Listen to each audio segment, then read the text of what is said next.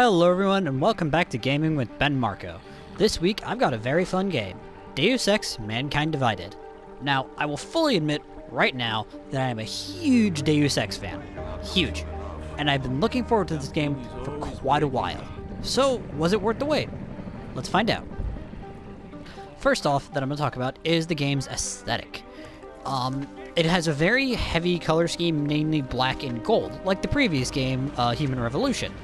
However, as opposed to that game, which featured more heavily on the gold, this game uses black a lot more. I think it's to emphasize how much the darker the game is serious, and how it's past the golden age that was going on in the previous game.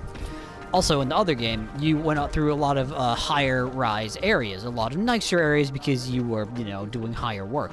Now, you're doing much dirtier, down and gritty work, and you notice the area is, well, it's kind of crud, to be honest. It's dirty, it hasn't been cleaned, there's people just slumming it everywhere, there's cops everywhere wearing power armor, and a lot of this stuff is just graffiti, so it's a lot dirtier of an area than was in the last game, which is pretty cool. Just that smaller little emphasis to make it seem like you're in a darker area. That could kill a few hours. Another thing that's great is how they made it much easier to go through the game without killing anybody if you want to. In the last game, you had to be a bit sneaky if you wanted to do a no-kill run, which is fine, because that's a good way to do it, and that's the way I'm still doing it. But they made it so you can be a lot more aggressive and actually be an open fighter without actually having to kill anybody now, which is great, since it lets people who aren't good at stealth go on and have a bit more fun and not have to worry about the consequences of actually killing a whole bunch of people, which is great. Problems already. The new augmentations are a lot of fun as well. I'll show you some right now. Not in combat, obviously. I'm not about to start punching out police officers. In order to use the new augments that were installed in this game, which are these little fuzzy ones down here, you have to deactivate one of your other augs. For example, I'm not going to right now, you could turn off the LiDAR mark tracker. That will disable it permanently. You can't use it anymore. But in turn, it lets you activate one of these really cool nifty new ones. For example, a fun one is the built-in PEP's arm cannon, which is basically a plasma cannon that'll knock people straight out. It's one of the more aggressive non-lethal options. It's literally built right into your arm, so you don't really have to worry about ever, losing your inventory. Another one is remote hacking. This is just fun. It lets you hack objects remotely instead of having to get up right next to them, which makes certain sections a hell of a lot easier when you have it. I can tell you that right now. It's really nice. And this is literally just you have a stun gun built into your fists. That's it. That's all it does. That's all it needs to do, frankly. This is great. You can just shoot people with shocky sticks outside of your hand. It's great. Another great thing is the inventory. It's exactly like the last game, for the most part. Except for now, grenades stack.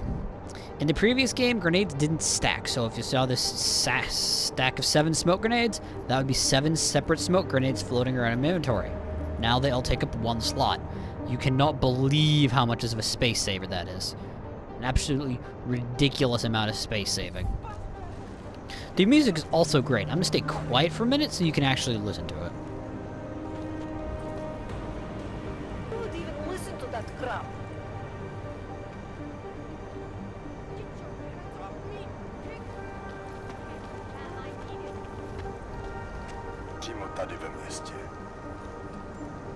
Yes, before you ask, by the way, that is a train station.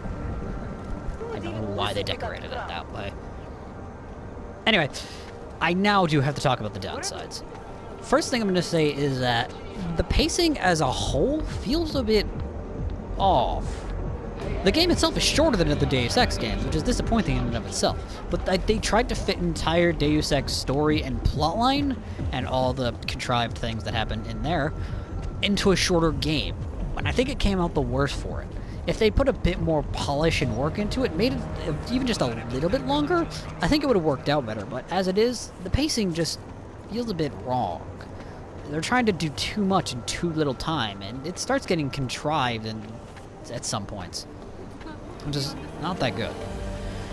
Next up that I don't like is that ammo still takes up an inventory slot. This is a minor bugbear that's probably not going to bother anybody but me, but it bothers me because in the original Deus Ex, it didn't. In the original, it had its own inventory, its own ammo slots off to the side. Your ammo stayed in its own area and didn't take up your main inventory space.